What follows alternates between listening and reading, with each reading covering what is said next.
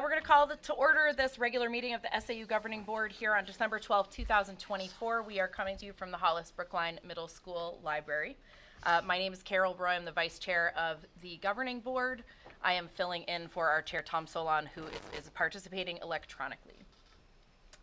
Our first thing that we're actually going to do is... Do we have to have him attest to? Oh yeah, we got to do your participating electronically. Tom, can you make a quick statement to that account, please?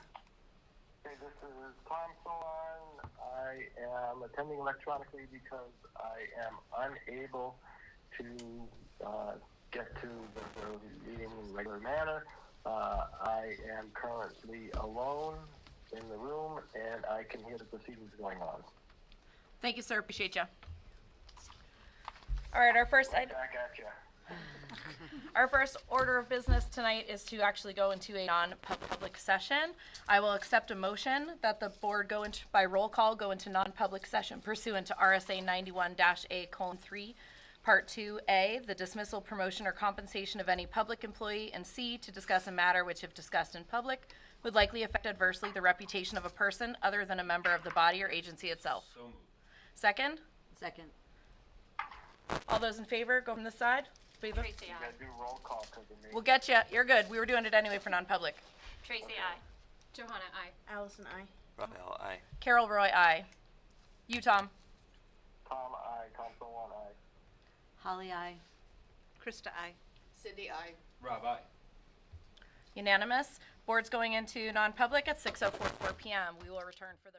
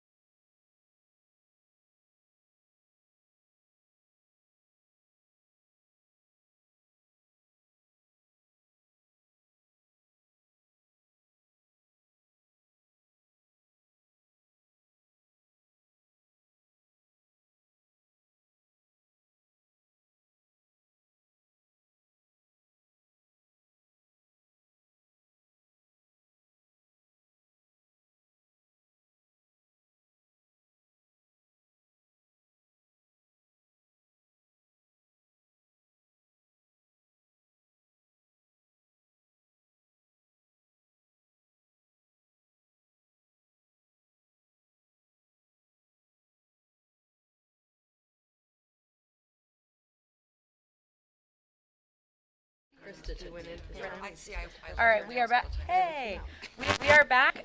We exited non-public at 6:36 and just wanted to note that member Jessica Lehens did join us in non-public at 6:09. So thank you for joining us, Jess. Welcome. Moving on to our next note, we have we need to appoint a process observer. Does anybody want to volunteer before they're voluntold?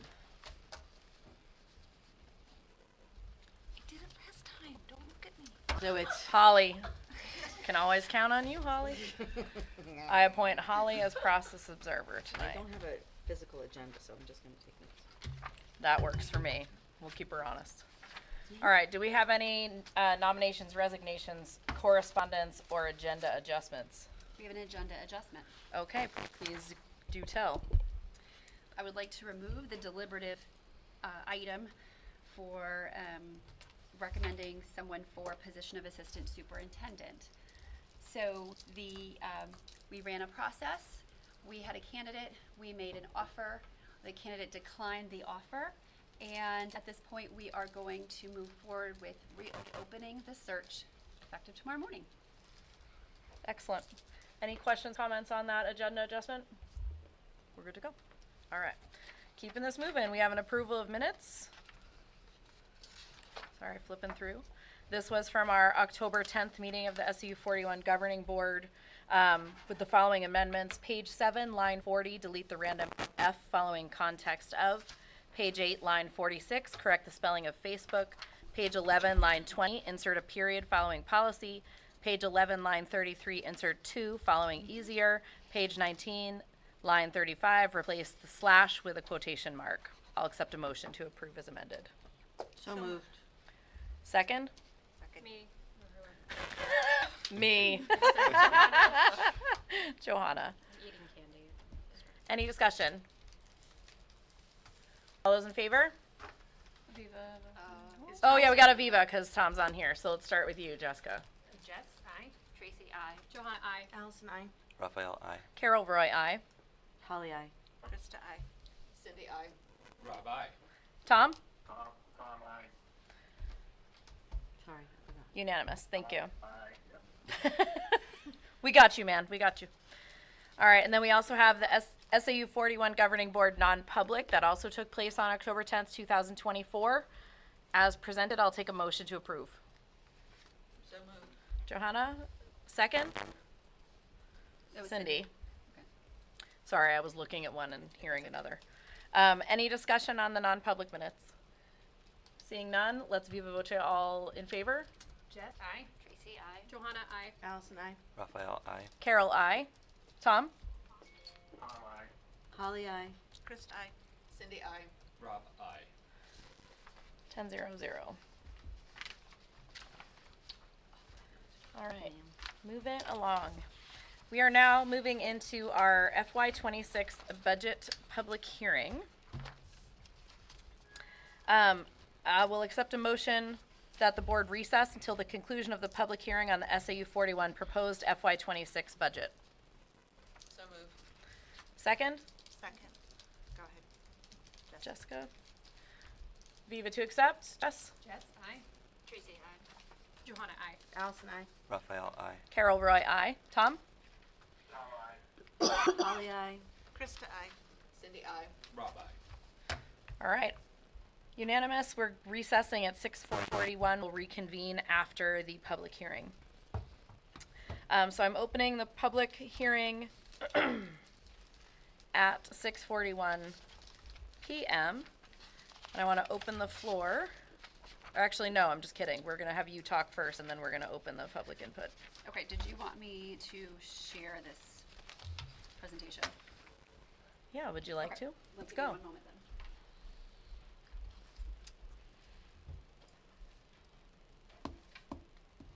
Would you like to discuss the opening?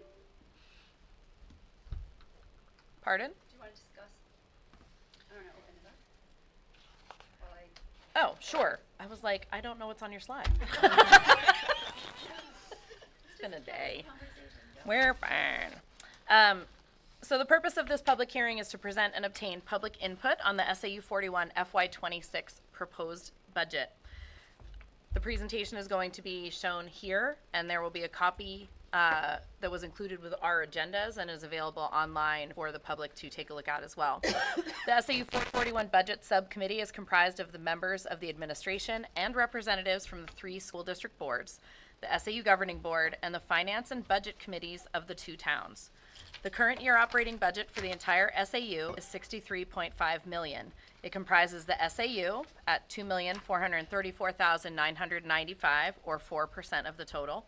Brookline School District at $12,693,386. The Hollis School District at $17,554,520. And the Co-op School District at $30,898,845.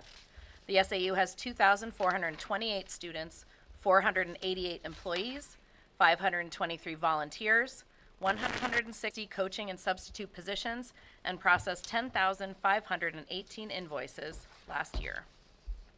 Okay, so we'll go through the presentation.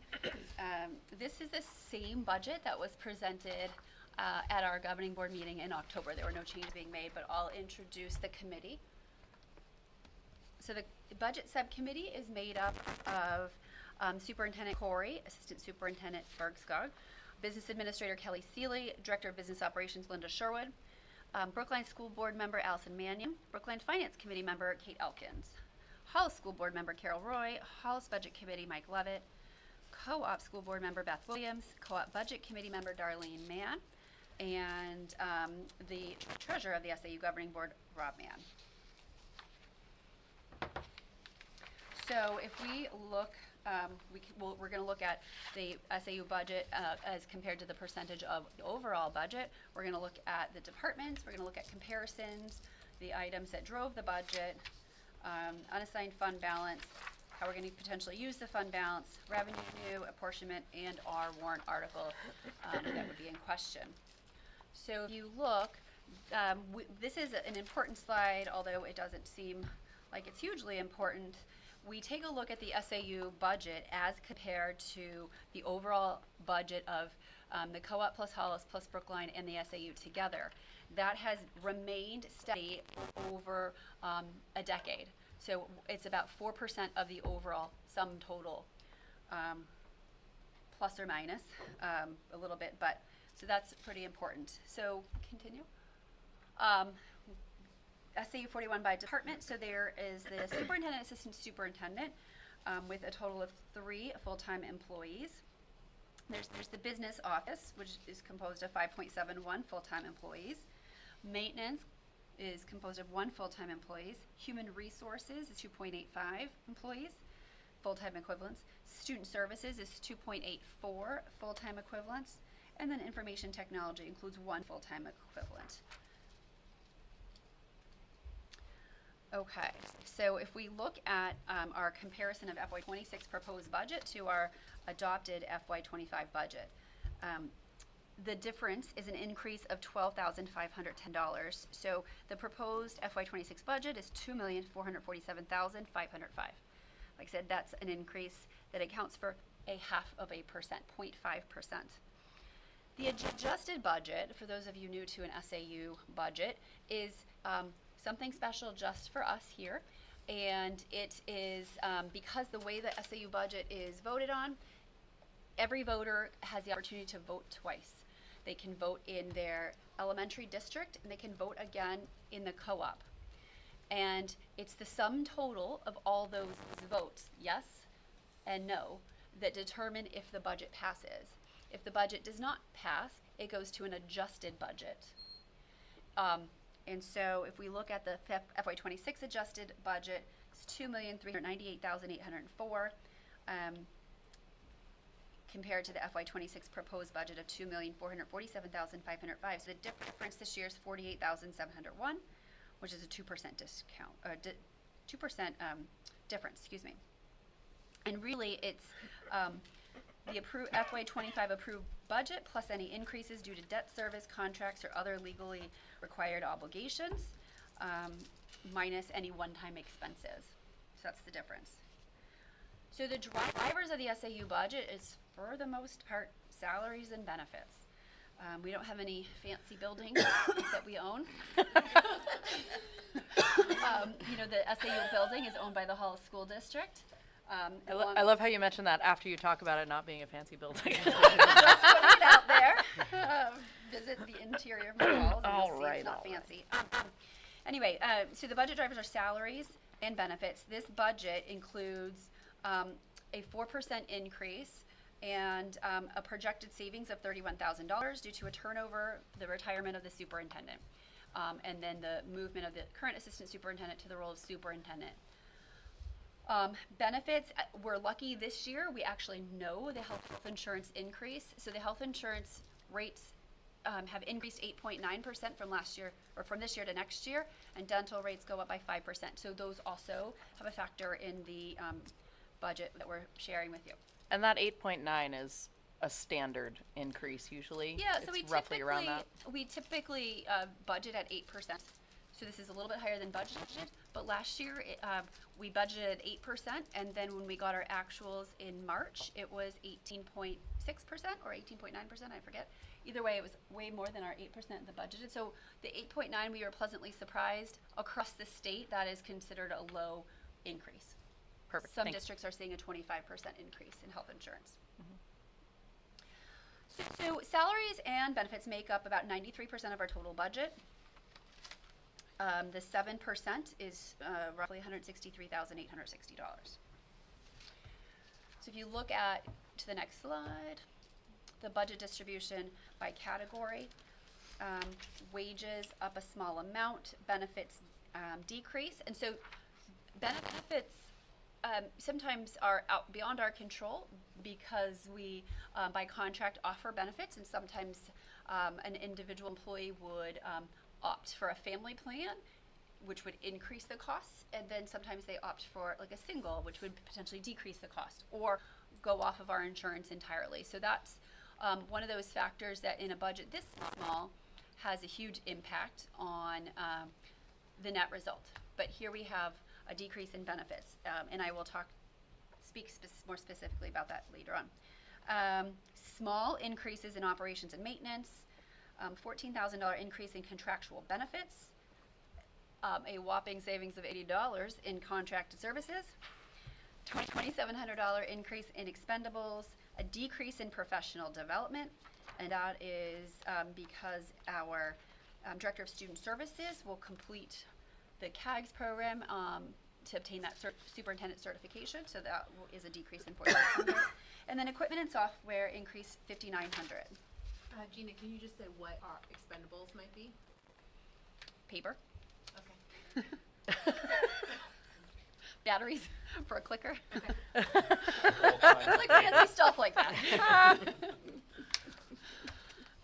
Okay, our FY26 budget, unassigned fund balance.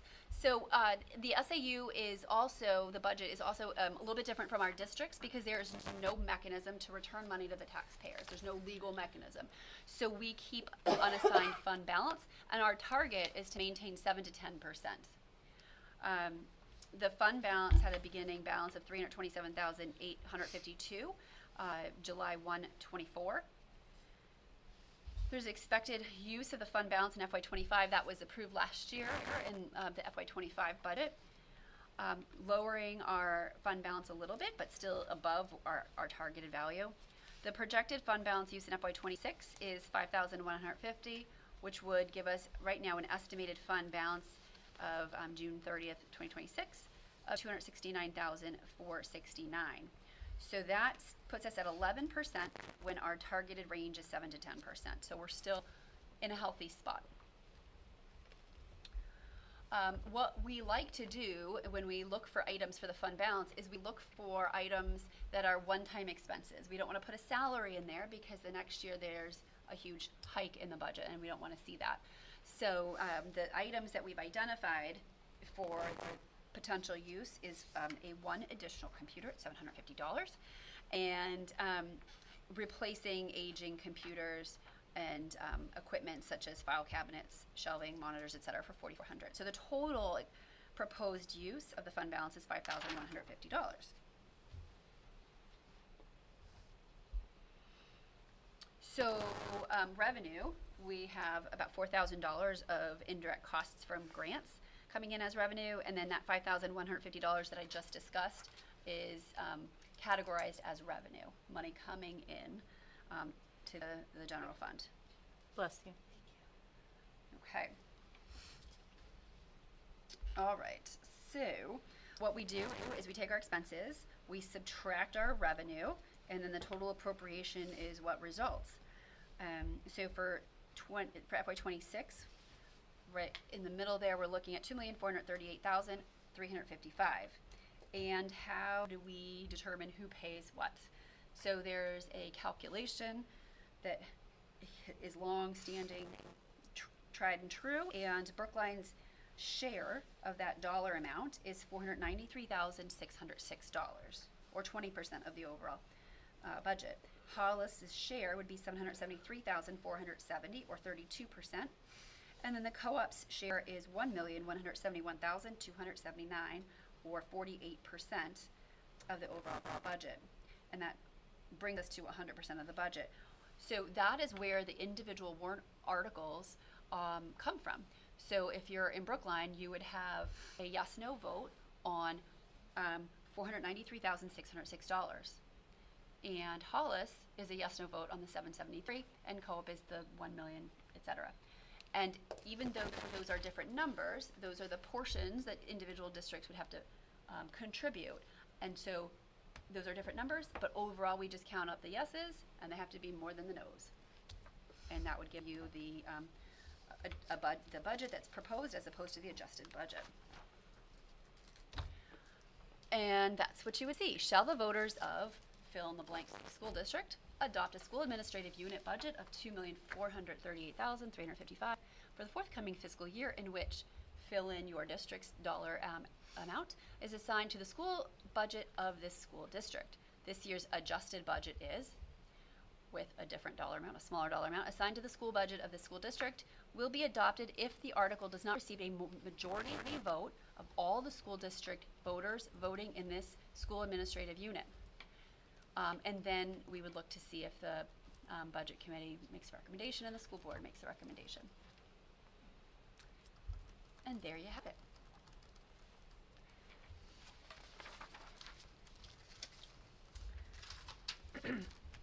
Thank you, Gina. You're welcome. So at this time, we are going to open the floor for public comment. It is 6:55 p.m. If you would like to speak, you can come right up to the podium, state your name, your address for the record, and you have 3 minutes to share your thoughts. Oh, watch your step on the wires. It's an obstacle course for you to try. Yeah, pull that right down. My name is Dorothy O'Gara.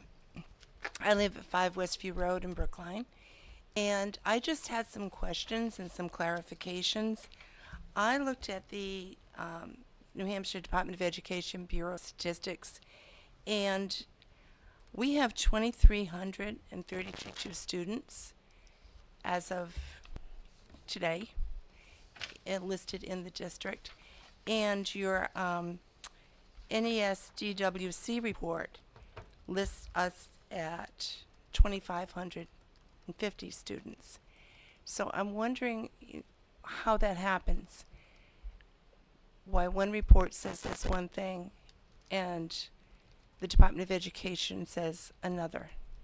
So I just think we need to clarify that maybe moving forward. And I'd also like to review the budget and see if there's any line items we could possibly delete based on needs of the district and needs of the students. And this is a small district, and I really don't see the need for an assistant superintendent. We only have 2,300 students. Nashua has 14,000 students, and their assistant superintendent for 14,000 students is only paid $118,000, and we've budgeted $150,000 for an assistant superintendent for 2,300 students. So I was just wondering what the rationale was behind those decisions that were made, because $150,000 is almost 2 teachers' salaries. And I feel, as an educator, that the money would best be spent in the classrooms rather than adding to administration. Thank you for your feedback, Dottie. Pardon? All right, Appreciate thank it. you. Thank you.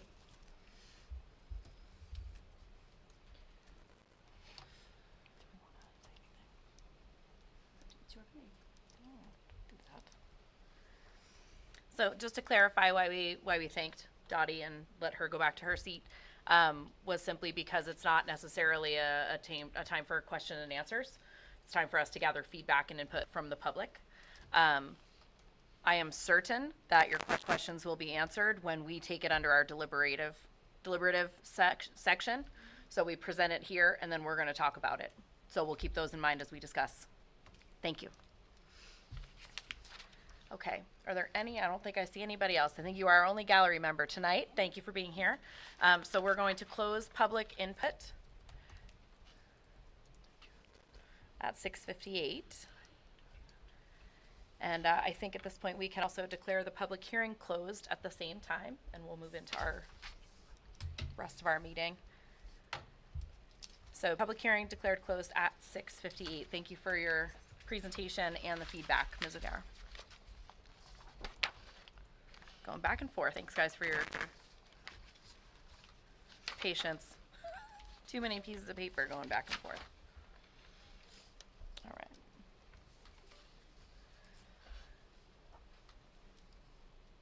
We also were going to have our general meeting public input.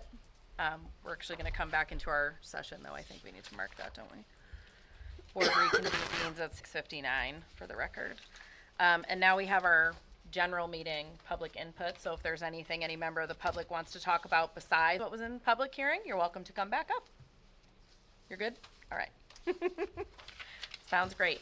All right, we'll leave the door open for that for 30 minutes or so, just in case any other members of the public come through. But we are going to keep our train moving forward, and we're going to move into discussion, and we're going to start with the strategic plan. Great, thank you. So you have the content in your packet. There's the strategic plan. I also made a slight amendment to the presentation just because there's a duplicate section. However, I thought it might be helpful to look at the strategic plan goal by goal and by category. As I mentioned, you had the bulk of this presented to you in your individual districts, and then we talked about it in October after the community survey was completed, and this is that culminating document that included information from the community. So the strategic plan is broken up into goals under certain categories. And so the first category is curriculum instruction and assessment. And so goal 1 is SAU 41 will continuously improve each student's level of achievement and growth. And then you see specific objectives underneath. And then the actual plan itself identifies very specific indicators to mark progress annually. Goal 2, still under curriculum instruction and assessment, is that we will enhance outcomes for all students through comprehensive and innovative professional development for all staff. The third goal is the school district will recruit, recognize, and develop the most effective personnel. That one has 3 objectives below it. As for those of you who are part of our strategic plan before, you can see that most of these goals are very similar to the old ones. They're tried and true. We are a school district. We have particular needs, and those are going to remain constant. What's going to change is some of the nuances as well as the specific indicators below the individual objectives. Okay, then we move on to student wellness.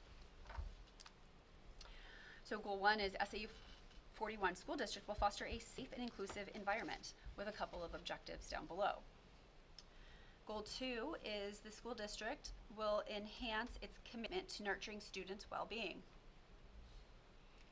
And goal 3 is SAU 41 school district will strengthen its current wellness initiatives.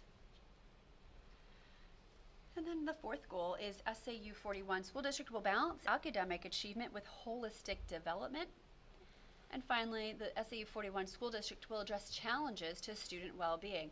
So this student wellness category is probably the biggest shift from our prior strategic plan. We've seen a significant request from the community and from our faculty to focus on this area of student wellness. And I feel that these goals and objectives will help guide the work over the next 5 years. Okay, then moving on to safety and security. Goal 1, the SAU 41 School District will provide and maintain safe and secure facilities for all students and staff. We are a district that is known for being leaders in the area of safety and security. This building that we're sitting in right now has earned a state level award in recognition for that. This is, it's not something that you achieve a certain point and you're done. We constantly have to rethink, retrain, et cetera, all the work in this area. And so for that reason, these 3 objectives are critically important to the work that we do. And moving on to facilities and grounds. Goal 1, SAU 41 School District will continue to maintain and keep in good physical repair its physical assets as they relate to all facilities and grounds. And that is never a goal that is achieved. You never get the building and then it's perfect. Just like your home, you have to continue to do small repairs here and there. And I think we've identified that and taken very appropriate steps to date in the past decade, and we need to continue to do that. Goal 2 is SAU 41 School District will recruit, recognize, and develop the most effective maintenance, custodial, and grounds personnel. Because you can't do the work without effective personnel. And then goal 3, the SAU 41 School District will review the latest research and best practices around sustainability efforts for their potential impact and implementation in the school district. This also is a bit of a shift from our prior strategic plan, and the Hall School District certainly has led SAU 41 with efforts around sustainability efforts, and hopefully the COPE will take some steps in that direction this year, and as well as Brookline with some of the warrant articles that we're going to see. Moving on to culture and climate, identify more opportunities to strengthen engagement and recognition for students and staff. And that goal has 3 objectives. Goal 2 is enhance school district curriculum and values education. Goal 3, foster an environment of mutual appreciation and collaboration. And then goal 4 is continue to address outside challenges confronting staff. As there are constantly different changes legislatively, both at the state and the federal level, and that directly impacts our teachers on a day-to-day basis, which is one of the reasons it's so critically important to have enough folks in leadership positions that can look at those changes and make sure on an individual teacher basis that those changes are implemented in a safe and effective way. And thank you. Gina, can I ask a question about one of the goals? Absolutely. So the new student wellness goal was looks like it was specifically focused on smartphones, and so I'm just wondering kind of how those are managed. If you could talk about how smartphones get managed now in our schools, and I mean obviously it's a new goal, so we don't necessarily have a plan right now going forward. But if there's a thought about the direction that we are wanting to take. Absolutely. So as we historically do, we are at the forefront of some things, and sometimes we like to let other districts take steps, and then we decide how we're going to maybe tweak those steps and make decisions that are appropriate for us. So this is a challenge because as a society we've become so reliant on technology, whether it's computers or a smartphone or whatever. So individually we have rules and regulations around phones and when they can be out and when they can't be out, and it varies by school, by age level, they're age appropriate, but there is a strong push to have a strict no cell phone policy that includes potentially locking them up upon entrance into the school. So what does that look like? And what does that look like when not all community members might be on board? So it's not a decision that we take lightly. We certainly are looking into, do we have enough support?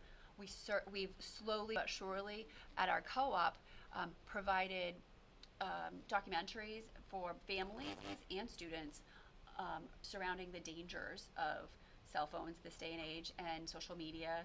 And it was sort of an effort to sort of build up the awareness and the understanding so that we were primed for potentially taking action. Gina, can I ask a couple questions just about, so for the wellness goal number 2, about reducing the percentage of staff who frequently worry by an agreed upon percent, how are we measuring that? It's the objective underneath. Yeah, so objective 1, the only objective of goal number 2. So the individual action steps would provide more specificity. That's on the other document. Yeah, so let me just open up. I don't have them all memorized yet. Let's see. It says provide staff with training and professional development opportunities that aid them in recognizing and addressing students' well-being needs. So there, from our faculty survey, there was a percentage of the population that identified a huge concern about students and feeling overwhelmed by that concern. So providing more information about what are our support systems that we have, how do we respond to students, how do we provide, wraparound services potentially if needed. So just providing more information. And then in terms of what is specifically, how do we measure that? That would have to be by collecting data. So say, from are our you staff. going to administer another survey and kind of compare and then okay. Yeah. Within the same wellness goal, when it talks about holistic, how are we defining holistic? Because that could mean a lot of things. So like that's looking at goal 4. Whole child. Goal 4 of student wellness, where we say we will balance academic achievement with holistic development. I'm just curious how we're defining holistic. Well, it depends on the age level, right? So over time, more recently, we've put play-based kindergarten into play, whereas prior to it looked a little different. But that was part of the reason of why our justification of going to full-day kindergarten. So we had some academics, but we also developed the whole child and understood appropriate interactions with peers and how to do some conflict management. All the way up to how do we expand our offerings for our high school students to be in the community, participate as a citizen, make a change, view that they have a voice. So it's a huge range, but very. But it's going to be sorted out, because these are newer goals, you had said, right? Like Yep. this wellness. Okay, and so in terms of the funding then, that you have for goal 5, objective 2, where it says dedicate funding, within, what are you looking to fund? So like, are you looking to fund more community programs? Are you looking to, like, develop more, like, is it social emotional learning? Like, what is it that you guys are looking to fund within the budget? So what you'll see as we present individual district goals in the fall and then report out in the spring, next fall you'll see them, I mean, assuming we adopt this, next fall you'll see them specific to these goals. Okay. So you'll be able to, the principals would be able to identify these goals are specific to strategic plan goal, student wellness, goal 5, objective 2, and then the carryover into the budget proposals. Okay. Okay, so it would kind of be dependent on the school, the district, like what the Exactly. needs of the students. Okay, and how are we gathering data on the needs of the students? Is that coming from teachers, staff, like how are we kind of, and that's All of these just- above. Yep. Okay, and that's something that's ongoing? Okay, great, thank And you. that part is not different from what we currently Yes, do. okay. We're just making sure that we're realigning everything to these newer goals. Yep, okay, oh, great, thank you. Question, Gina? Yes.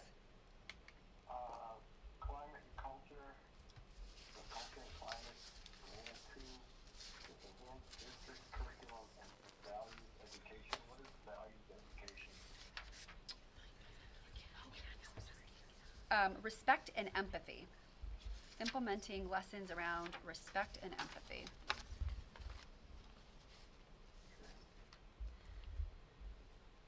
So is that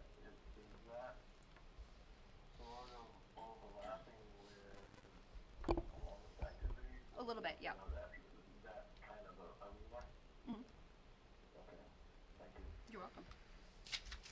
So two points that I was wondering if we could talk about a little bit when we talk about smartphone usage in higher ed. We're struggling with AI, and just wondering if we want to look into the next 5 years of what AI looks like in terms of student work and things like that. Sounds like you want to put yourself on policy committee next year. I heard it. It's on record. So the co-op is in the middle of a policy that incorporates academic honesty and the goal of academics, and adds a lot of the AI components. And you'll see that trickles down will trickle down to our elementary districts. Sure. Well, if I can be of service, I will try to be of service. The other category that I was wondering if we could talk a little bit about is facilities. So over the next 5 years, I think we all know that Brookline is going to grow, and I'm sure Hollis is going to grow. And in terms of maintaining buildings, kind of just the overall strategic approach to how we maintain our individual buildings and then our co-op buildings. Is that a place, is this strategic plan a place, and is this group the right group to talk about that, or is that maybe a co-op discussion? Sure. So individually, Hollis and the co-op have developed facilities committees.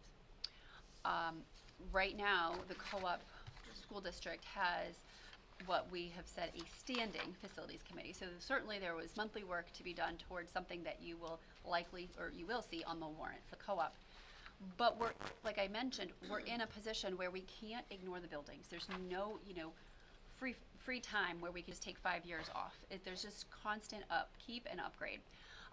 Hollis has done a phenomenal job over the past 10 years of identifying needs, moving, taking action and moving, making some upgrades, et cetera, et cetera. They now have an enrollment committee. So my view for Brookline is to develop a facilities committee next year with a specific focus on enrollment, because I think that's one certain pressing area for Brookline. And so I think that's going to be more individually focused for the individual boards, because the needs are so different, yet there needs to be communication across, because whatever impacts the elementaries will hit the co, and that's where the role of superintendent, facilities director, et cetera, come into play to kind of fill you in. I will share that both Hollis and co-op have budget committees, so they see annually the capital improvement plan. Because Brookline does not have a budget committee, there's the facilities committee, which is advisory, advisory in nature, and not the ones that own the budget. That same level is not there. And so I would like to see the capital improvement projects return to the board, whether or not it's exciting stuff. I do think some public body really needs to be paying attention to it to bring more awareness, rather than just what you see in the budget and then what's cut. Yeah. And so that is a personal goal that I have for Brookline specifically as we move forward, to address the strategic plan, but also just do right by the taxpayers, by the students, by the teachers. And these facility committees at the co-op and at the House level are not just board members and administration. There's community members on there. There's select board members, members of the budget committee. So you bring together a group of people from different areas to look at how the school buildings, what improvements they need. So, like various stakeholders. Sounds like we have something to work on for Brookline. Yeah, I'm not volunteering. I will volunteer for that. Did you just do one of these? I did. Nope. Not volunteering for that. Awesome. Great questions, everybody. Any more questions for Gina on the strategic plan presentation? great job. Thanks. Yeah, looks good. All right, we're going to move to our next discussion point, and that is communication. Okay, so that was certainly a goal of ours for this fiscal year, and I just wanted to kind of share some information now that we hit about 6 months post launch of our Parent Square. It's well received by many. It's not perfect. Nothing is perfect, but I thought these stats were pretty important to share. So, in the last 6 months, there have been 1,907 posts to parents, communication to parents.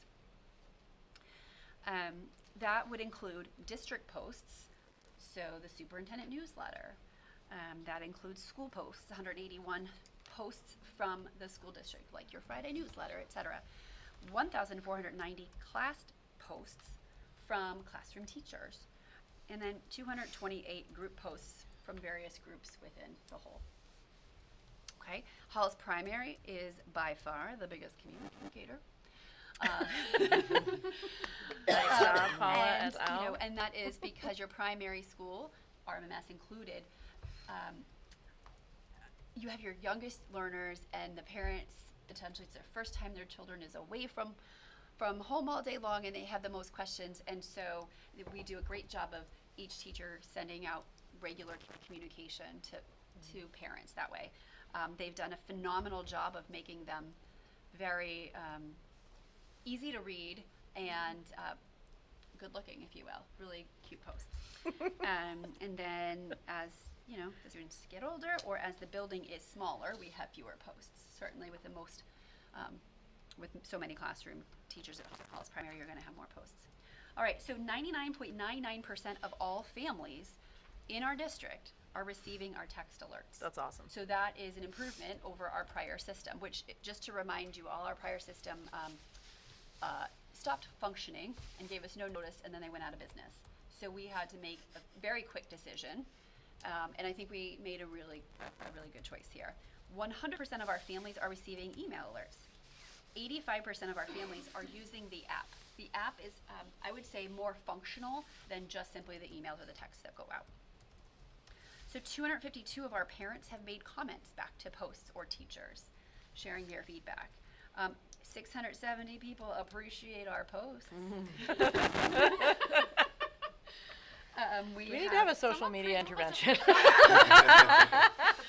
1,031 parents have signed up for volunteer opportunities by way of pushing out sign-ups through Parent Square. 1,122 forms have been completed. So permission slips, there's no more losing it in the backpack and trying to sign it and then return it in with your 6-year-old who might forget that it's that it's there in the backpack. All the way up to our high school and middle school students, where every single teacher has communicated with the curriculum and all the resources and all the texts that they will be reading and exposed to in that year, and parents have signed off on all of those. So that was just a super easy way to just make sure information was shared with families. 653 payments have been received, and these are not just like tips. I don't think we have a tip. To be clear, none of them are tips. We're gonna put this on the record. That was just a reference. No, 653 payments have been received for field trips. So not only are we able to sign a field trip permission, we're also able to make payment immediately without any glitches. And so teachers are saying they send it out, and within minutes they're receiving payment. They are then able to just do a quick burst out to those who haven't signed it yet. So the efficiency is huge. Our front office, main office staff are not finding checks, sorting out cash, trying to put them into the right account. The business office doesn't have to deal with all of the different envelopes and trying to make sense of all of that, and so that has absolutely streamlined our processes. 99 items have been collected. If a teacher needs pumpkins for a pumpkin carving activity, 99 items have been brought in, and 54 voted. I'm not sure what they voted on, but we can put out polls. So certainly some teachers Whether are or not to being accept very tips, creative. that's what they voted. And Kidding, as I it's no mentioned, tips. As I mentioned, digital payments streamline the field trip sign-up processes, reducing administrative time, collecting and reconciling paper checks, as well as minimizing human error. So 653 payments have been collected. Brookline has collected $1,318. The co-op has collected $7,886. Drum roll, please. Hollis has collected $28,146. Again, they're not tips. So these are for field trips, and Hollis Primary likes to be in the front, and they jumped to this. They jumped on board right away. Whereas some of our other schools wanted to see, like, let them try it out before we try it out and see if there's any problems with it. And then they raved, clearly, because it was so easy to collect, so much money. But they do most of their field trips in the fall, Hall's Primary, right? And Brookline Elementary spreads them out and does them in the spring oftentimes. But this is huge for me, this next piece, the language translation. There's auto translation happens for every supported user language, including the languages below. So I, as a teacher, if I need to communicate with a parent, I can type something, it automatically translates to that parent in the language that they've selected. And then the parent can communicate with the teacher in their preferred language, and the teacher can immediately read that in the teacher's preferred language. And so we've been able to remove language barriers between our families and our teachers, and that right there has been huge and worth everything. SAU 41 parents have added Spanish and Vietnamese as their primary language. That doesn't mean they can't, on Fridays opt for French, but that's designated specifically as their primary language. So that's, like I said, been hugely beneficial and just fantastic for us. Does Parent Square offer an option if there, like, if it needs to be read out, so like for Yes. people? Okay, right. So they can click on that as well as like, Yeah. So this is great. The next step, after we launch the new board docs, the next step with Parent Square is creating our opportunity for our communities to sign up for newsletters. So we can sign up for, maybe I only want to get Just gonna ask information about the co-op school district, or maybe I want to hear co-op in Hollis, and then those newsletters can be pushed out, and the SAU information can be pushed out. So upon these are signing up. families who don't have kids in those Correct. districts. I'm saying it Yes. Right. out loud just to make clear, because that's been a request for a long time. Yep. yeah. So is this where, so it says 8 district posts, is this where, snow days would come from? Do snow days come from Parent Square, or is that the, Yes. is that the alert system? Is there another alert system? Is it- Yep, they come through, and our first delayed opening. Yeah, I was gonna say, I got a text about that, which was so nice to not be woken up at 5:30 with a Yeah. phone call and I wasn't gonna answer Yeah, it so anyway, phone calls only go out at this point if the text and the email fail. Okay. So I think some like the phone call, but I think the vast majority of people don't want all the phones ringing in the house. So that's been positive. We also alerted families that it would look different this year, and they were not going to get the phone call unless the others failed. And so we did a test run. So when we did do the 2-hour delay, I wanted to make sure I changed test and didn't forget to update the language. But I think I did okay, and I don't think anybody showed up early. So I mean, I think it's been used to identify or let parents know about drills or off-site evacuations, which I think has also been very well received, that you can just blast out. Like, I can only speak from RMMS because that's the one I was at. But, like, it was nice because parents knew when to show up. They knew where to go. Like, you didn't have to be trying to, like, manage all of that. Like, it just came straight to your phone. So I think that's also probably worth And then sure. on the principal end of that, it was very challenging to get that information out via our old system. You needed a laptop to do it. Yeah. And so now it's an app.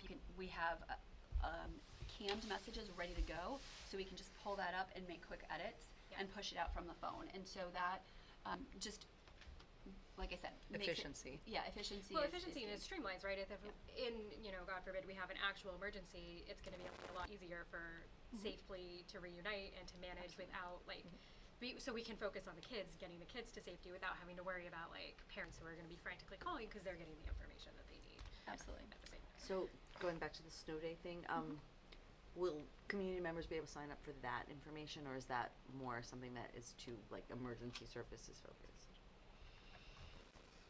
I don't see why we couldn't include that. Because that's a regular, I'm just asking personally, because I literally get 30 texts from people like, do you have a snow day? Because all of my friends don't have kids anymore in the district.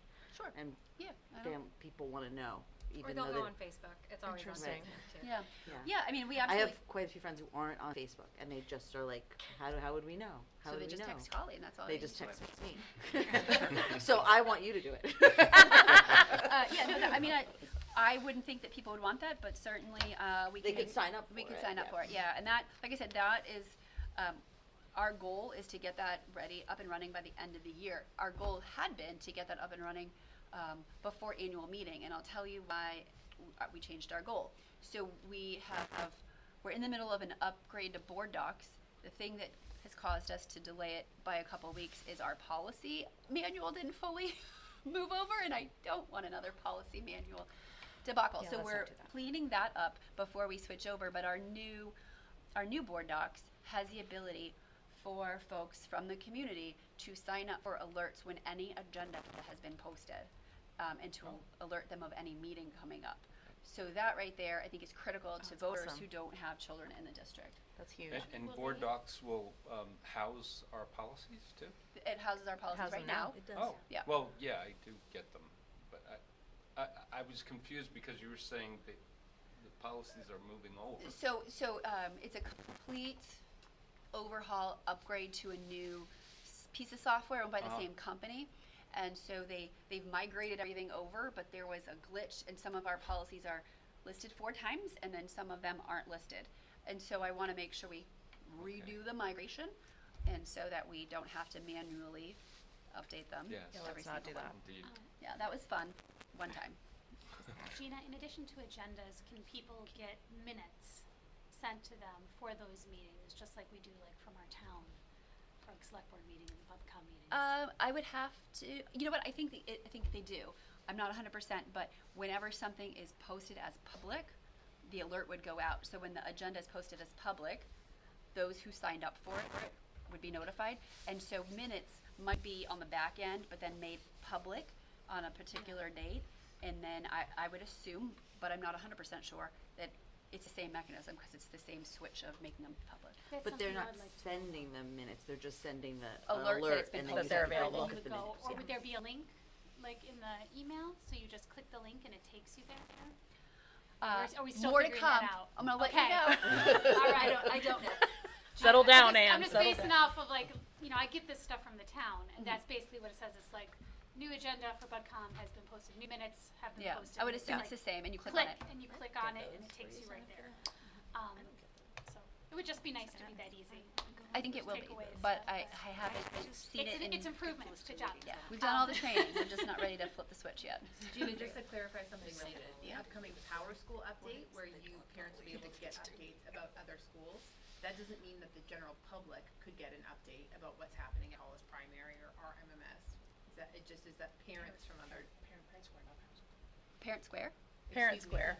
Okay. What did I try to say? You said Power Power School. School. Never mind. I was like, we're doing another update. Gina was like, oh my gosh, we have a different. Okay, so I'm sorry, I was so blocked by your Power School. So Parent Square, Yeah, there's the Parent Square update coming up that we are saying parents will be able to get like the notifications from a kid, from the other districts, right? Like if I have a kid in Hollis Primary. no, so that is if you're a community member and you wanna sign up for We're saying alerts. that is what we'll be able to have. That's, Yeah, like the that's available. newsletters So and you stuff. might You want. Yeah, okay. But if you do have kids, Yeah, and you could sign want- up for the co-op if you you could wanted sign to up put for on the parents' co-op. club. okay. right. But you'd sign up as a community member, so you wouldn't have access to everything. Right. You would have access to the general news, but you're And not not gonna. the update about what's happening in Miss Donegan's classroom. Exactly. Correct, Yeah, because I think it auto assigns your student based on Yep. where they're at, right? Correct. Like, It 'cause I does did when not you have put a myself student. in RMMS and it put me in there, so I was like, I assume that's Because it what also would feel like a security issue Yeah. if a random person Right, wants you right. updates Yep. from. Yeah. So everything that we currently publicly post anyway, which we post our newsletters, would be available to the community. So right now they can see them, Yep. but this way it would be right here, like it's in the one app. place You to go. you asked for them, here they are. Yeah, okay, great, thank you. I just have to say, I absolutely love Parent Square. Good. It's fantastic. Huge improvement of not getting random emails and then trying to find them in my inbox for something that a teacher said in an update. So I don't know about you guys, but I love it, and some of that money was mine. That went through. I was like, yes, field day, let's go. Field trips, it was so good. I was gonna say the same as a mom who's got kids in 2 different schools, and especially one of our youngest learners, the ability to not wonder if my 5-year-old got something where it needed to be has been fantastic. Yeah. The ability to sign up as a volunteer, the ability to make payments for field trips, like literally it comes through and I'm like, click, click, done, go. And I don't have to worry about it. Remember to do it. I don't have to remember. I don't have to remember to send it back, and I don't have to wonder if my kid lost their money. Like, Yeah. but then just the sheer communication from the teachers. The teachers have really embraced it, and particularly my older daughter, their teacher uses it almost daily. It's wonderful the amount of communication that comes out of it. So really appreciate that, and that's a shift from certainly what I experienced previous years. So Raf, were you gonna say Very something too? I think I hopped in. Oh yeah, no worries. I agree with everything that's been said. Saying positive on a parent square, it's been really great, and it's really great to hear about the auto translation. That sounds really cool. I'm curious, since that must affect all the text that's in Parent Square, and since the newsletters are attached like PDFs, is there a gap there where maybe some of that text isn't getting translated, where some of that text could be like inserted somehow into Parent? I'm just wondering if there's a gap in Sure, translation. and so, really good question. I don't have the answer for you, but I agree that potentially a PDF might, so actually, when we send out the superintendent newsletter, not the most recent one, but the ones prior to that, it was actually an image of a PDF so that it would show up like that as opposed to click here, click there. The PDFs can be read, but the image, there's limitations. So what we're going to do is we're going to switch to the templates they have within Parent Square, because then it is all held there. So I would imagine that the templates that our administrators are using and our teachers are readable. Great. But I'm not 100%, but I'll get that information for you. Thanks. With the PDF, if you process it to recognize text, it may be able to read it as well, even if you saw it as an image. Yep. That's something to try. Yeah, absolutely. Awesome. All right, any other feedback or questions on the communication items that Gina presented? First of all, thank you. You're welcome. Second of all, any anticipated timeline for when the public access portion will be live? So I had said that originally the goal was right before annual meetings and public hearing. Because we are shifting to board docs and sending immediate notifications when agendas become live, I think that might be more of the critical information that people would want for annual meeting and public hearing time. So that is my first priority, and then setting up the rest of the sign up and receive the communication is more of my by the end of the year goal. Could the goal be set to have it done prior to the beginning of graduation type communication? Absolutely. I mean, my goal is as soon as possible, but it involves quite a few other people, so. Everyone else, yeah. Yeah, it'd be awesome to have it to Yeah. promote all of our public hearings and district meetings and everything coming up. Yeah, so the board doc piece would be someone from the outside sign up, and that's managed by them. The Parent Square, someone signs up and then we manually add them. So that's more of a lift for our communications specialist, but. Please see your That's our previous goal. comment about other people being involved. Awesome. Not specific about Parent Square, but in the communication space.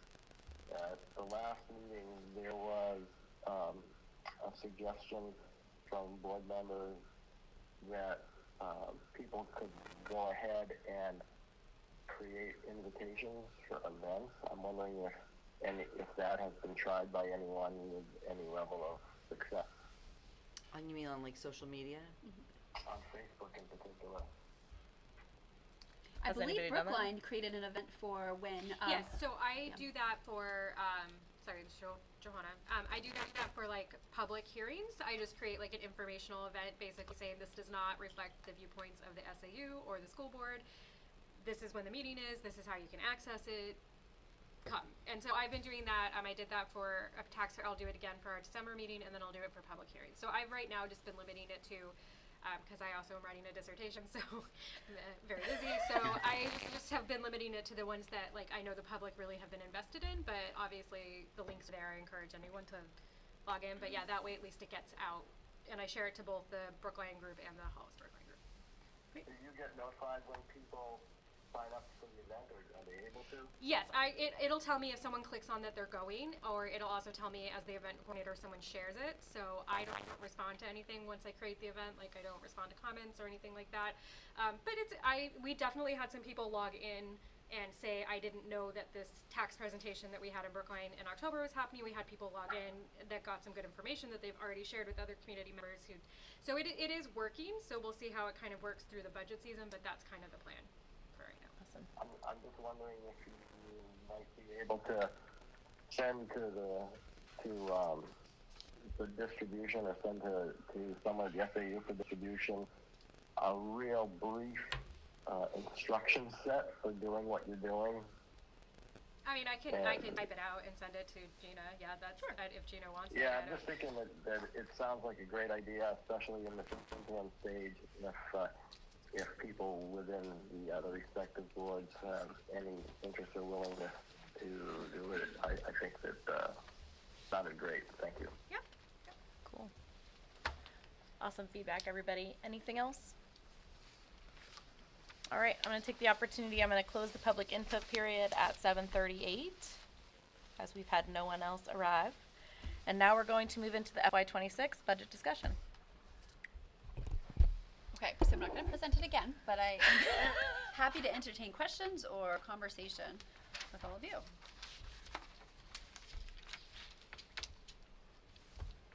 Gina, does it make sense to start by addressing the questions of our public, that our public member asked?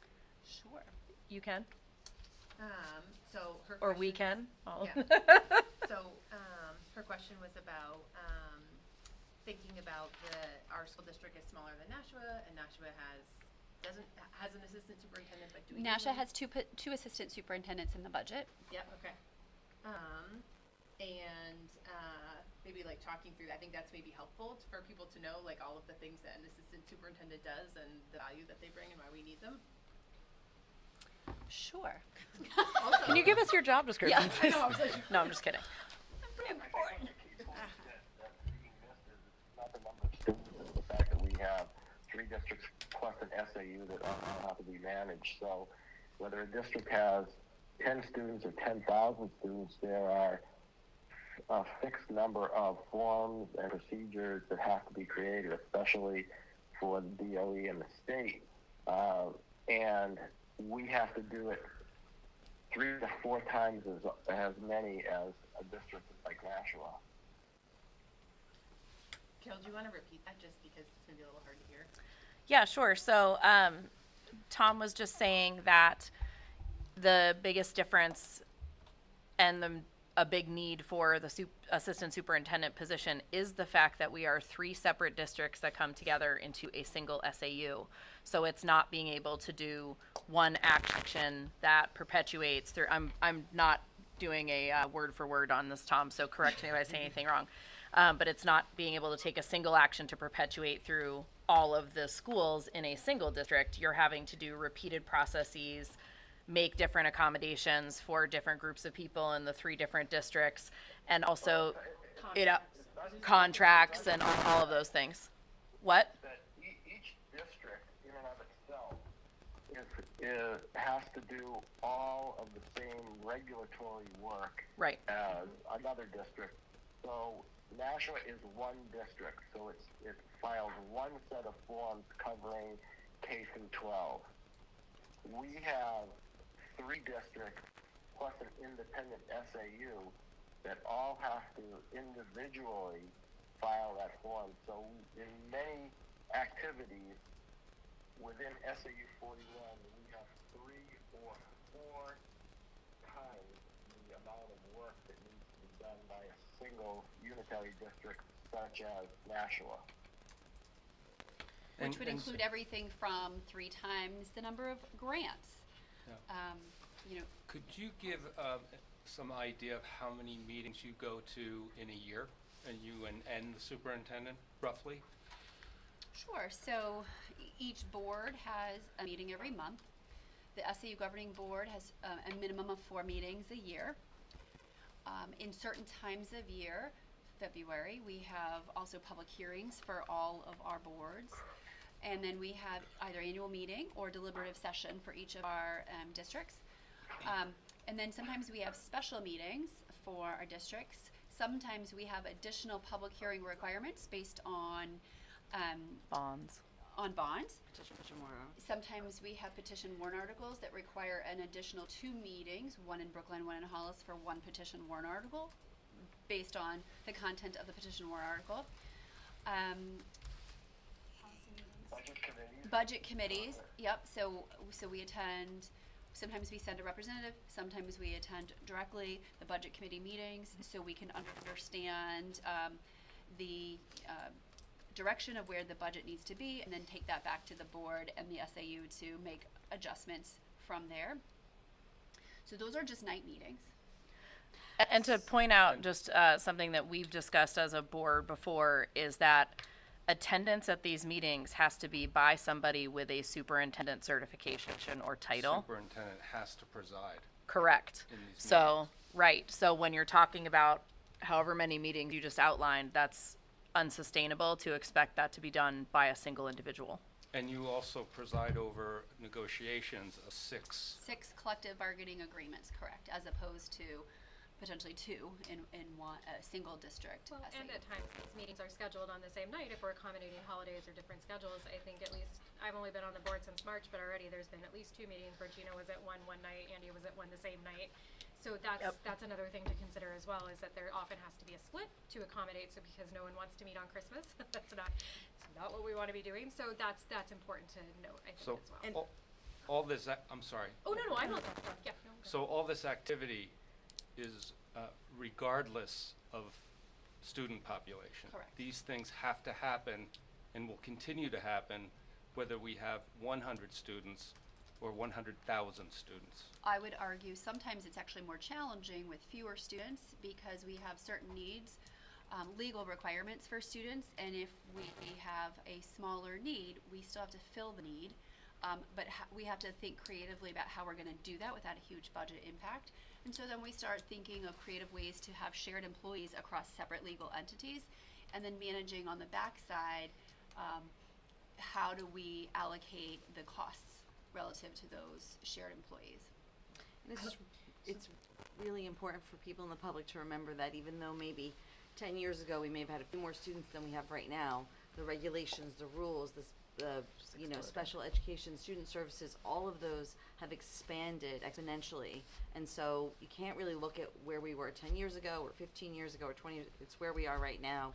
And we have a system that functions very well with what we have in the central office right now. I think we're all happy with that, so. Well, and I think that was something I wanted to make sure that we raised, was the fact that year to year, the number of regulations that are coming out from the state that is requiring school districts to make adjustments, do, implement, update, follow through with, a singular school district would have to make those, would have to address those regulations once. Here, we've got 3 districts, so those regulations have to be applied 3 different ways, because the way some of the Brookline policies are written is going to differ from the way the co-op policies are written or the way the Hollis policies are written, because the school districts are just different enough that, and the boards are different enough that those things, then you have to sit down and address all of those. And year to year, my understanding is that the regulations that come out, there isn't a year that goes by where there's not updated regulations, where we are constantly needing to ensure that we're operating within the law to ensure that we are supporting our students, our teachers, and our schools appropriately, and that requires superintendent oversight. So that's a really big lift compared to a district that would only have to do that once. And just one more thing. We are all, whether you're SB2 or whether you're not SB2, you're still town meeting form of government. So you either have deliberative sessions and then a vote, or you have, or you have multiple meetings to get to that. And we have 2 forms of government going on in 3 districts with obviously 6 different contracts, and it's complex, and it makes us special and great, but it's complex. Well, and I was about to bring up the same point, is that, one district has SC2, 2 districts don't, so it's like how you gotta manage that. That requires different wording, more time maybe spent to write More meetings. articles Different for one, scheduling, more too. meetings, different scheduling, so, yeah, I do think that is, we don't wanna be replacing a superintendent 1 year in either, because they're burning out, so that's important to think, to hold as well. And the boards have very close proximity of the amount of work particularly our superintendents do. It's one of our jobs because, to your point, we have to monitor the level of burnout if it's happening, because that's our role. So we are very attuned at the amount of work our top administrators are doing. For So sure. I want the community members to know that. Yeah, and I think one of the things that we have to specifically highlight is, you know, we're talking about meetings because it's a quantifiable thing. We see them attending, both of you. The assistant superintendent is in charge of curriculum, and that's curriculum from pre-K to 12, 3 different districts, all those different regulations and everything. So that isn't a task that can be divided amongst a bunch of different people. It has to be taken as a whole, and it can't also sit on a superintendent's plate. So it's also just the amount of work, not just the amount of an oversight that would have to happen. It's not just even addressing regulations. That's being in charge of an entire. And when you throw in committees like facilities committees and building plans to make changes or updates to schools, that's another additional load of our administrators. Can I ask a question? For my benefit and hopefully for the benefit of anybody listening. So as a relatively new resident, and apparently there are many new residents across our 2 towns, it is times hard for me to understand why we have a cooperative middle and high school and we have the separate elementary schools. I guess if our proximity is this close, if our kids all end up in one place anyways, why have we made this system so complicated? Why are we doing this? What's the justification? Is this something that needs to continue? And I know there's history of contention, which I'm never going to completely understand, and I don't really care to.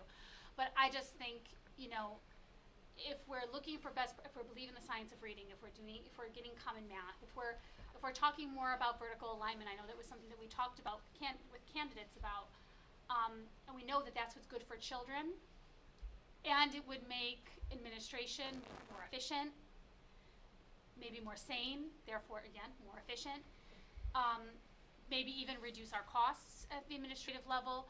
To me, those are all positives. So I guess as a relative outsider who's not an outsider, can someone make sense of this for me in a nutshell? I know other people I'm sure are thinking this as well. For sure, and I'm gonna just jump in really quickly. This is a great conversation point. It is something worthy of discussion, but it isn't relevant to the FY26 budget discussion. Sure. So I wanna make sure that we're sticking with the agenda items. I'm not sure, can we pick this up at the end and talk about it? Or do we want to save it for another meeting? I don't know. I mean, Holly, you're obviously really close to the conversation. Which agenda would it belong on? That's the question. That's what I don't know. Does it belong on an SAU agenda, or is it a Brookline Hollis agenda item? Brookline has a discussion item next Wednesday if you'd like to tune in. And we're going to look at the warrant and potential articles. So we have our boilerplate regular ones. And then there was a board member that brought forward a request to discuss a potential warrant article that looks at Brookline joining the co-op. So that would be the mechanism. Hollis would have to dissolve and join the co-op. Brookline would have to dissolve and join the co-op. So it's not the co-op that can drive this, because the co-op already is a co-op. It's the 2 elementary districts that have to drive But it. the right? more the merrier. We would love that.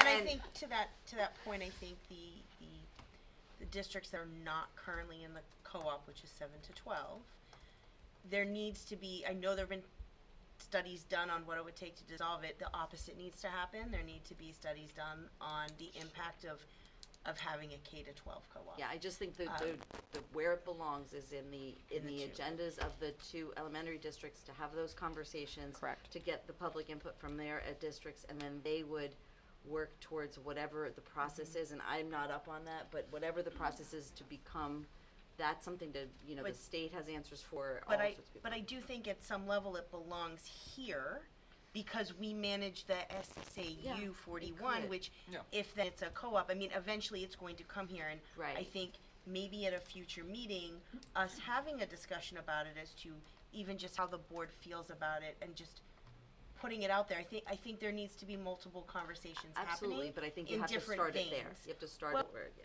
Yes and no. I think we could start here though too, as would this board even entertain it and be interested in it, because then we can take it back and drive it individually. But So- that's the Well, thing, like, our- it wouldn't be up to this board. So Yeah. I can't have a say in whether or not Brookline, because I'm a Hollis resident and a Hollis board member, I don't have a say on whether or not you guys, as Brookliners, would want to dissolve your district and join the Yeah. co-op. So it doesn't, we can't sit there. But I do think that it's worth, at the very least, educational conversation. So, Anne, you and I could talk about it as a possible district discussion point, not to take any action, but just to be like, hey, this was brought up. Here's what this means and whatever. And you guys obviously have it on your agenda, you said for next week. That's great. Because you make a great point. If no one has sat through either the process or the It's an excellent. proposal, it's hard to understand. So, let's take that back to our Hollis board conversation if we're gonna do that.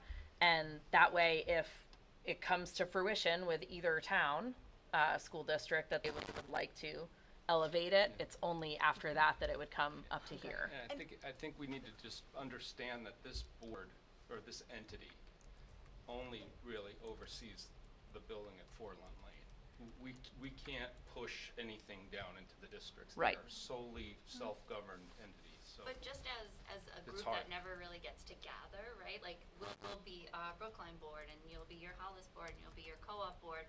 Is there a place and a mechanism where we, as representatives of the co-op, or, we do represent those constituents? So, I hear your point about having it be at the individual district level first, but Right. then have it, because I think it would be, it probably wouldn't be maybe the best idea if it was just Brookline, So, and so if we are a co-op, the two towns, I do think need to maybe move in So synchrony. I think the way the process is, and that's why I'm hoping Tom would remember, but I think the way the process is that Brookline begins the conversation, Hollis begins the conversation, and then ultimately you almost like have to form a separate group, a committee, to really explore it. It needs to be explored, and I don't know if that needs to be voted on by the two towns to create a committee. It's Yeah. complicated. And then once you do that, it's you would then doable. invite members of the co-op board or the select board, all these different members to come into a committee. And I'm hoping Tom's gonna weigh in, cause I'm not 100% sure on this. Tom, do you Or wanna? Rob. Yeah, My Tom, I understanding think it my moves towards the understanding is towns that to act. an individual district could make a decision to petition to join the co-op. At that point, there has to be it is a multi-year process, and it would involve agreement of the co-op to accept it, and that's done in a voting environment. It wouldn't be required that both towns do it. It would change from a 3-district SAU to a 2-district SAU, but it would definitely change the dynamics of the co-op if it had one town K through 12 and one town only 7 through 12.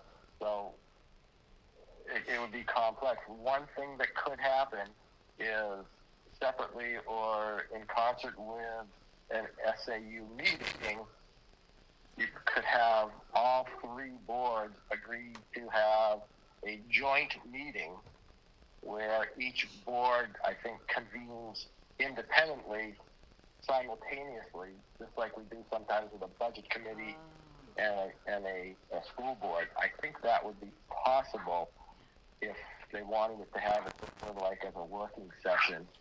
The other thing that would perhaps be helpful to understand along the way is if the SAU staff at some level could give a hint as to what would be a suggested SAU organization to support a K through 12 a pre-K through 12 single district, how would that differ from the current organization?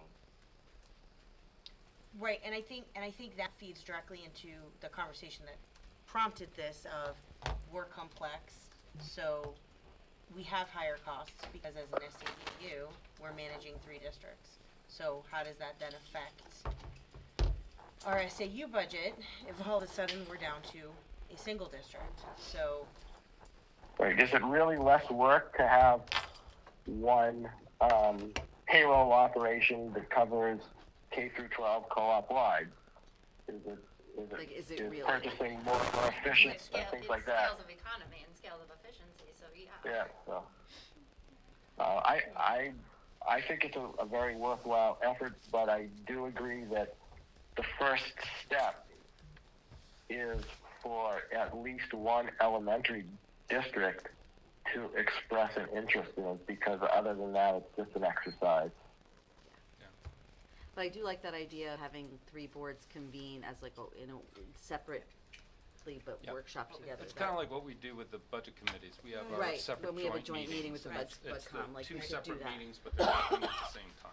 So it wouldn't be an We'll sit SAU together. governing board meeting, it would be 3 board meetings. That's Yeah. fairly common. I'm going to have to excuse myself. I would like to continue on, but I have a time conflict here.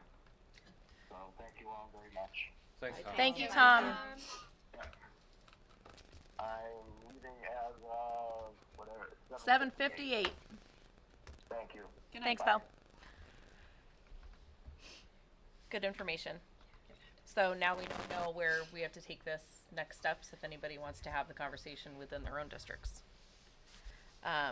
So getting back to the FY26 budget discussion and the presentation tonight, are there any other questions? Was there another question that you had, Ms. O'Gara? Is the school reporting? Oh, the We have to look NESDAQ at versus numbers the for enrollment. The state apparently has other numbers, so we have to look into, I have to look into that a little bit. Lauren's saying she's gonna look into it because she's not sure why those numbers would be presenting differently. Is it a difference, is it difference between ADM and is ADM average daily membership different than total number of students? Yeah, so there's slight variations. It wouldn't vary by 200 students. Yeah. That's So I'm not exactly sure. There's so many different pieces of data that's out there, so I'm not sure exactly what it is that we are looking at that would show different. Yeah, the discrepancy between the two. Yeah. Cause is it actually a NESDAQ reported number or was it a Department of projected? Ed. Yeah. No, well, she was saying weren't you saying there were NESDAQ numbers versus the Department of Ed numbers, Ms. O'Gara?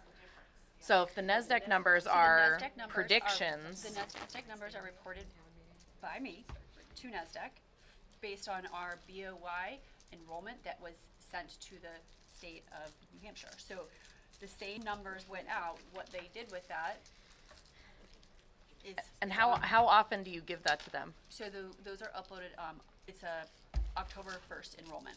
Got it. Oh, thank you, that's a nice little surprise. Which I'm sorry, I guess I missed this earlier, probably before I wrapped. What numbers, between which numbers are there just Oh, a discrepancy, the historical enrollment? during public input, Ms. O'Gara was bringing up that their reported numbers a little bit different. There's NESDAQ reported numbers and the DOE are showing 2 different numbers. So we're gonna check into the discrepancy that's coming between them while I steal the York peppermint patties out of this bowl. 3 of them, I'm not even shy. So is that satisfying for you, Ms. O'Gara? It's a fairly large, 2024, which is the current year. NESDAQ is reporting 1175, and the actual from the DOE is 1,061. Is that for the high school? No, that 1,061 is for Brookline, and 1,271 is for. So that's total, I think total enrollment from Brookline to K to 12. So. Ah, gotcha, okay. 332 total from the DOE, and then NESDAQ is 25. Got it. So there's a discrepancy. For sure. Yeah, we'll definitely take a look at it. Thank you for bringing it forth tonight. Appreciate you. Were there any other budget discussion items that anybody wanted to bring up or clarifications that you wanted to make on anything that Gina presented or anything else that you wanted to add, G? You good? I think we're good. Like I said, it's the same budget that you saw in October, Right. so. Yeah, we went over it. All right, cool. All right, seeing no more discussion points, we can move on to our next point, which is the FY25 revenue and expense report. Oh, okay. Is it why you're here? It is why It's I'm your here. time to shine. But I'm not going to talk very long.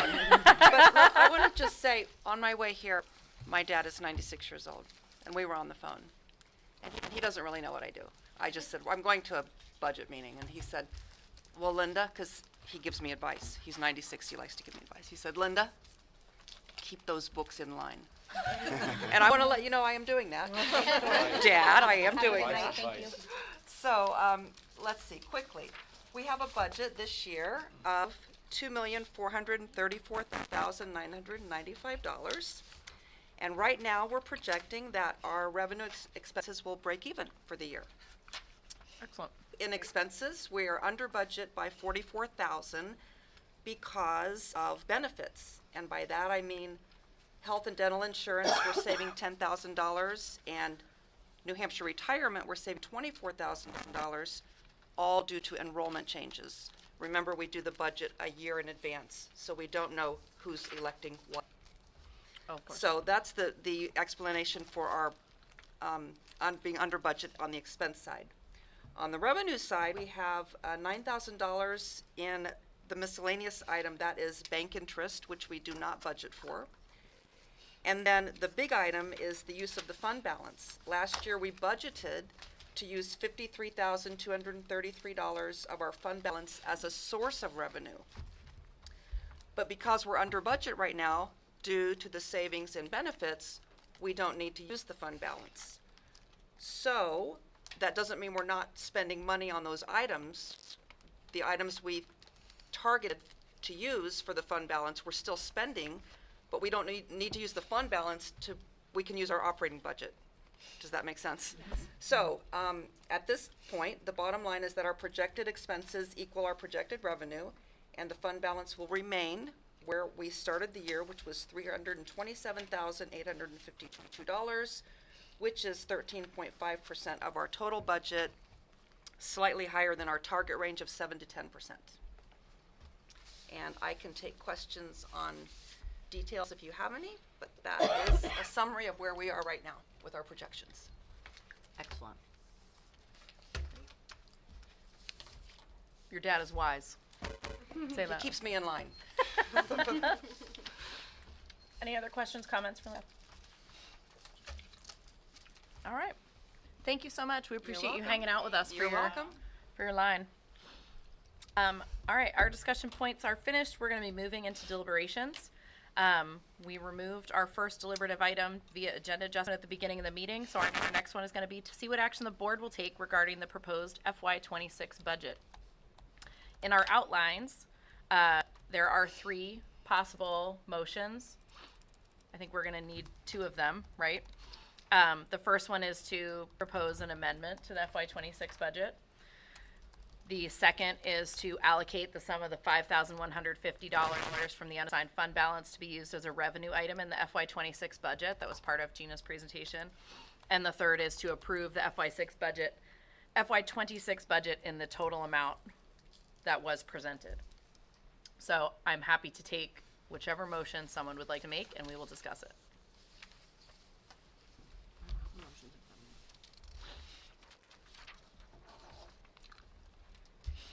Was the first one to make an amendment? What The do we- first one was to amend, To do what? to change the budget Make a amount. change. Oh, no, I don't wanna do that. Can I do the second one? Yes. I will accept a motion to allocate the sum of $5,150 from the unassigned fund balance to be used as a revenue item in the FY26 budget. That's my motion. So moved. Second. I think that's my motion is the same as so moved, isn't it? Same thing? Just sounds more formal then. Okay. That's my So motion. moved. And it was seconded by Krista. Thank you. All right, go ahead and discuss anybody. Any discussion?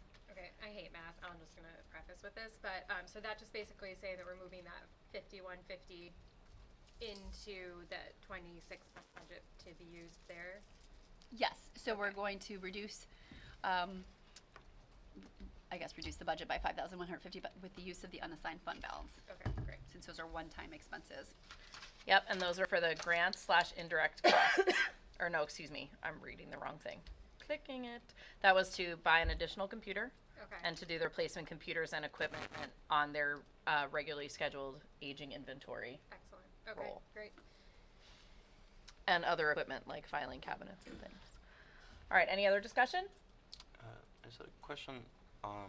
Since from the 24-25 we had a smaller amount coming from the unassigned fund balance, would there be any benefit of increasing that 5150 in order to reduce the overall budget? So, Sure. It's a good question. yeah, it's a really good question. However, the concern is that that's sort of like a short-term fix, and then next year it appears as though the budget becomes significantly higher, and it looks like a spike when in actuality it might not be a spike. So it's like a short-term gain but long-term problem, and so we historically have looked for one-time expenses. And because we don't own the building, it's not like we can do like a renovation with the money, because that's Hollis School District that needs to do that, so there's not a lot of things that we can. But you're right, we're not using that 53,000, so our unassigned fund balance is Gonna go up. likely to be far higher than what was presented. But in the budget documents, we presented what was approved by the voters, and that's sort of like worst case scenario. Yeah. Thank you. Any other discussion? Seeing none, we can take this to a vote, and it doesn't need to be viva voce since Tom has exited the meeting. So all those in favor of accepting the allocate the sum of $5,150 from the unassigned fund balance to be used as a revenue item in the FY26 budget? Krista's voting yes. Oh my God, Krista. Unanimous, thank you. 900, or 10. 10, 'cause we're She's all really here now. excited about voting. All right. I just wanted to make sure everybody knew what they were voting for. It's fine. It's always important. All right, is there another motion that someone would like to make? Can you read that second one? I'll accept a motion to approve the FY26 budget in the total amount of $2,438,355. So moved. Second? That's my motion. Rob? Discussion? Thank you to the committee for all of their hard work. It's complicated and complex, and we appreciate the time and energy that all of you did crunching numbers. And I'm really grateful that I wasn't on it. It seems like it's very well thought out, and it's clear where all of the money is going and why. So I think that's helpful because, for a lot of voters, they want to see like transparency, right? And I think that we have that with this budget. So I appreciate that, yeah. And I'm also glad I didn't have to do this. So. And I'm glad that we now have the merit pool in the budget. I realize that some folks would like us to not have that, but we like to be able to, do that at the end of the year. And it's good that it's in the budget so that the taxpayer knows what we're considering. Well, and to kind of piggyback on that statement, I think there was some confusion amongst some members of the public that the, whatever the value was like $35,000 of merit pool was going all to the superintendent versus what bonus or merit increase the superintendent got. It's actually a pool that is directed by the superintendent to central office team members. So it isn't saying, oh, the superintendent's getting a $35,000 merit increase or bonus. So just to clarify for any members of the public who were wondering about that dollar value. But I am pleased about the work that was done here. I also agree with the transparency, and I do thank the public for questions, because sometimes we get so ingrained in it, and being on the budget subcommittee for SAU budget, I forget that you guys don't look at it as much as I do, and especially the public doesn't look at it as much as the people around this table do. So it's good to have those questions. So we want to thank our member of the public tonight who came to ask us those questions, representing, I'm sure, other members of the public. So thanks to that. All right, any other discussion or praise or criticism we want to offer? All right, seeing none, all those in favor of approving the FY26 budget? Unanimous. Thank you. I think we're at 10 now, right? And now we move on to our, to see what action the board will take regarding CBI, so we're into policy time. Did we do the first? We eliminated that one. Oh. Yeah. That was well, I guess agenda I meant the adjustment. second one. You don't have to, so Oh, okay. this would be if someone wanted to propose a different number for the budget. Oh, gotcha. It's just the verbiage that's provided in that case, but because the motion was to accept as proposed, we don't need to do that, third one. Thank you. All right, so I will accept a motion to amend policy CBI superintendent evaluation in its entirety by replacing it with the copy provided with the agenda and accept the second reading as amended. Is this, oh, sorry, I'll do that. And then I have a question. Second. Rob, thank you. Discussion. Okay, sorry. So this is just a second reading, we're not adopting it tonight, right? We're just second reading? Correct. Okay, so we'll have one more. Yes. reading. Okay, thank you. So I can speak to this. There was some feedback about, would it be easier to put all the dates in a table? And so I think we all agreed that there were a lot of dates here and there and some confusion, whether it was with the individual boards or the SAU Governing Board overall. And so we put it in a timeline, and we thought that it made sense to start with the May meeting, where the board determines which form would be used, and have that as the start of the timeline. The rest of those dates were simply pulled from the policy in an effort to clarify. The other piece that was added was on the front page. The superintendent will sign the evaluation to acknowledge receipt and may provide written comments within 10 business days if so desired. Because I don't believe historically the spec committee provided the superintendent with the written copy and then incorporated comments from the superintendent. And so we thought that typically in this field, the person being evaluated signs acknowledging that they've received it, but still has an opportunity to provide feedback. So we created an opportunity for the superintendent to provide feedback and sort of attached as an addendum to the evaluation. So that was the direction that the policy committee took. Any questions or comments? I wanna know what you're eating. Werther's I'm original. so sorry. I'm eating a Werther's, Okay, and I was like, that it's pretty so good. big, I'm not gonna be able to talk around it. I at least turned my own microphone off when I did it. So. Savor that. It's very good, but this is why I stick to the York peppermint patties during meetings. All right. Seeing no other discussion, Kimmy, let's take a vote, please. All those in favor? Accepting second reading? And 0 there. Thank you. Flipping through some notes. Bear with me. I'll take a motion to amend CBIR instructions for superintendent performance review process school district boards in its entirety by replacing it with the copy provided with the agenda and accept the second reading as amended. So moved. Second? Second. Discussion. I'm still really confused by this.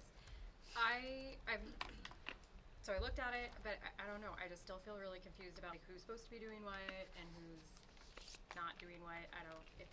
Yeah. If anyone has any insight that they'd like to share, that would be helpful. What do you mean? So I think I'm just confused about like this, like who's doing, like for each district, right? So we have the spec committee, and then we had a lot of discussion over who was on the spec committee that I'm not sure Sure. that we resolved that. Sure. So, and then, like, so then it's like I'm still confused about who is doing the evaluation pieces for the district. You know, like I just, that sure. is still not clear to me. So let me explain to you, and then you can tell me if this is not clear in the policy. Okay. And I'm speaking as vice chair of the governing board. I'm the chair of the spec. Great. So I've been through this. Every single member of every single board completes an evaluation form. Those evaluation forms roll up to whichever member on your individual board is on the spec, and they compile them into average scores, and then they send them up to me, and then we put it into an entire SAU level where we compile the comments and the scores into a singular view across the SAU. At the February meeting, that we're not going to be doing, since we're not doing that eval this year, that's what was one of the things we voted on, since our superintendent is outgoing, at the February meeting, we would actually sit in a non-public session at the end of that meeting as a governing board, each representing our own evaluations that we rolled up, and talk about what we want presented as the final singular product going to the It's going a to the quick meeting, superintendent. I'm telling you, it's like that. It's bring food and drink and sustenance. Krista always brings candy, so she takes care of us. But that's what. So when you talk about an evaluator, Okay. that's what each of us are. We're evaluating. So that's every person. That's each Okay. individual board member on each board. Okay. Yep, and then as it rolls up, it gets curated into what more. goes to But the then the top, whole and then we all board- get together and talk okay. about it. I think that's what I was confused by, was that it's like, is the whole board part, like I knew we all It's a did one, but survey. so that makes more sense now. Maybe it was just me not understanding the words. So that does make more sense, because I think that's just hard when you're new to this process. It's hard to understand like who's offering input, who's not, and like how to offer input if you're not like what, you know what I mean? Like I just want to make sure that I know from my point of view, like I would like to offer input, so like if I'm not on the spec, like I want to make sure that like people have that opportunity. You absolutely do. we get it. And if we were doing an eval this year, you would already be doing your stuff because you have to turn it in by the end of December. And I just So wanna- for future years. And I wanted to add a new component that was discussed at the last meeting, and the policy committee took that feedback, and it's here for you as new language, and maybe you don't like it, but we'll see. So all members of each school district board, so that's not new, will be provided with either CBI F1 or CBI F2, the form, and it's a Google form. But then also new this year is direct reports of the superintendent will also be provided the form. Historically, that's simply been a conversation. Okay. But the thought was having 3 boards provide an average, if you will, at the end of ratings in different categories. Also, the direct reports would be able to have an average for those ratings. That would be followed up by conversation, but because I think, and correct me if I'm wrong, the conversation was that the person doing the roll-up doesn't know how to fully incorporate, the feedback from the direct reports. And so this is a way to quantify that feedback. Okay. So that's a little bit new. So that's talking about like building principals. Who else would be considered a direct report? Lauren. Okay. It's anybody that works in the SAU In the building. SAU building. Business administrator. The business Yep, and administrator, down. student services, assistant super, those folks. It's not the entire SAU. No. It's, No. the- Yeah, it's it's department heads. the It's Okay, so department it's heads the- and then in building It's the principals. assistant superintendent, the Okay. business administrator, and the director of student services, and then the building principals. Okay. And your input is also, like, as Brookline, you guys will meet and roll up what the 5 Correct. of you do. And then that's presented to the spec committee. Okay. But Correct, yes, I forgot that I can promise you step. the non-public at the SAU meeting, I mean, it does last a long time, and there's a lot of discussion, and everyone gives their feedback, so. Yeah, no, I think that was what just didn't feel clear, but I think that might have just been more because I have no idea what Yeah, to and you do haven't been this through it, versus but like people who've been through it before, that probably Yeah, was no, much I clearer. agree with so you, I agree. I appreciate you explaining that, Carol, because yes, For sure. now the policy is clear, so I am less confused. So I think, yeah, I just needed that additional information. to Yeah, kind so like, one of your bridge titles it. is evaluator. Just remember that. You're good. Put on my evaluator hat. Excellent, excellent. Thank you for the question, Yes, thank you for explaining. of course. Any other discussion on CBIR? Seeing none, all those in favor of accepting the second reading as amended? 0-0. We got one more. I will accept a motion to accept the second reading, waive the third, and adopt policy BEDH, public participation at board meetings. So moved. Cindy, second? Second. Holly. Discussion. So look at this one. So there have been no changes since you saw this in October. And this is just streamlining, right, with the other, like, I think all of the boards have seen this separately to streamline. Is There were that what some we're trying to do? changes in the law Yes. about how to do Okay, this. right, so Yeah, we're- it was yeah, just a fine. matter of 30 minutes for We have public to input. make sure that it's open for 30 minutes. Correct.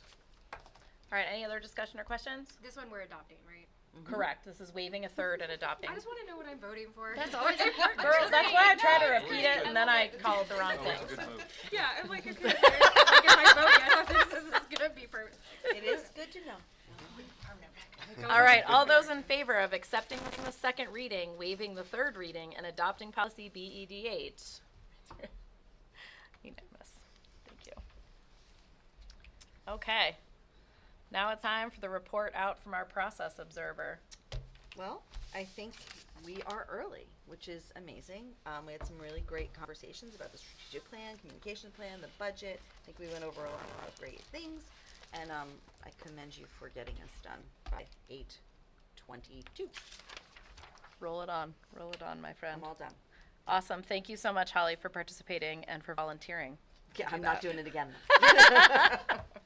I just want to say before I take a non-debatable motion to the public and of course to the members of the table here, we want to say happy holidays. Coming into the winter months, obviously. Kids are getting out of school, but it's always great to work with all of you, so thank you. It's a privilege. And to, of course, then know that once we get back from the holidays, it's a marathon, not a sprint for our town meetings, our school district meetings, and all of those things. So please familiarize yourself with the dates for your own town and, of course, our school district stuff, and we implore the public to do the same because we want you there. So check out all of the schedules, and if you have any questions, you can reach out to any of the board members. At this time, I'll take a non-debatable motion to adjourn. So moved. Second. All those in favor? That was the fastest. Thank you so much, guys. Take your care. Have a good one. Gina. Yeah.